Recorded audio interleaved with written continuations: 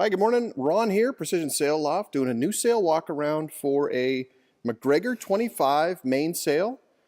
This is made from our Precision 300 series designer Dacron, and we've added a couple of things. We've added 2 full battens towards the head and 2 partial battens towards the foot, and that's about it. So a fairly basic sail, but a nice example of the 2+2 batten configuration that is becoming more and more popular. So let's do a quick little walk around of this sail. We'll start down here in the clew corner. And so here, see if I get my shadow out of the way. Here is our basic block corner configuration. Very nice, robust. We're looking at 1, 2, 3, 4, 5, 6 layers in this corner. And notice the design that we use. It's not a perfect circle.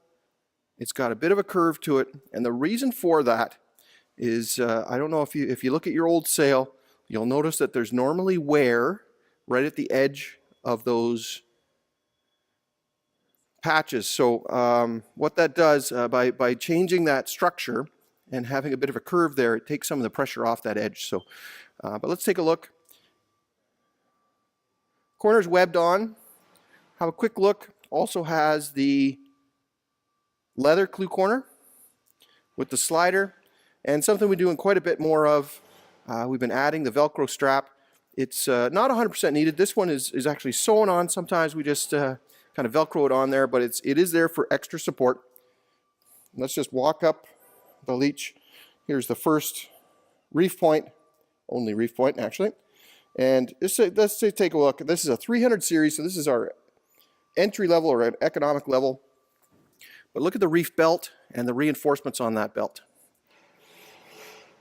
This is nice and strong. Now remember, when reefing down, we're doing it A, for a reason, wind's strong, and B, there is absolutely no difference between the foot of the sail and the reef points. They need to be the same. So you'll notice that this reef is set up exactly like the clew. The only difference here, obviously, is there's a batten that goes through it, but that's okay.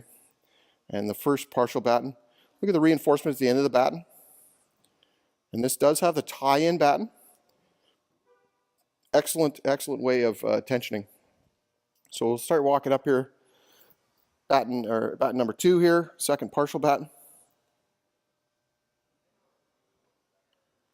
Draft stripes. Here's the first full batten. Continue up to the second full batten, and notice the tie-in. So the way this works, the batten will slide in, you'll flop this over, and you'll use this to tie between the two, and a couple of times back and forth so that you can reef on it quite well, and put some nice tension on it. So up here at the head, again, 1, 2, 3, 4, 5, 6 layers of reinforcement. Aluminum head plate, really nice. I like the color of this one. Webbed on, and then look at the slider, the way it's webbed on. Now this is something that we do quite a bit.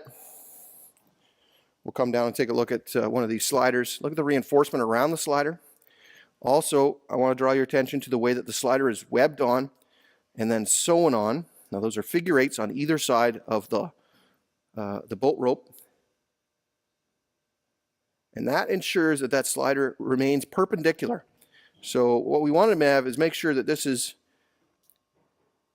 not going to jam in the track. So the way back in the day, they used to just kind of slide these things up, and they allowed them to flop around a bit. Well, as they age, the problem starts to jam, and that's because the sliders aren't staying parallel to the track and perpendicular to the sail. Full batten receptacle, and notice the way the slide is webbed on there as well. This is rock solid, perfect.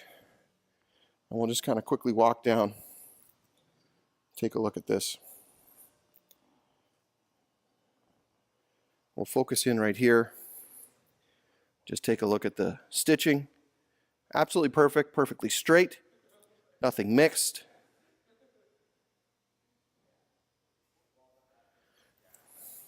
brings us down to the tack. Let's take a look at this tack corner. The Cunningham, and then the webbed on ring. Very nice. This is a really nice sail. I like this one a lot. Take a look at the reinforcements here around the Cunningham. You'll notice that there's reinforcements for the Cunningham, and those are over and above the reinforcements for the tack. And then, of course, there's the foot line there as well. So there you go, guys. MacGregor 25 in a 300 series Dacron.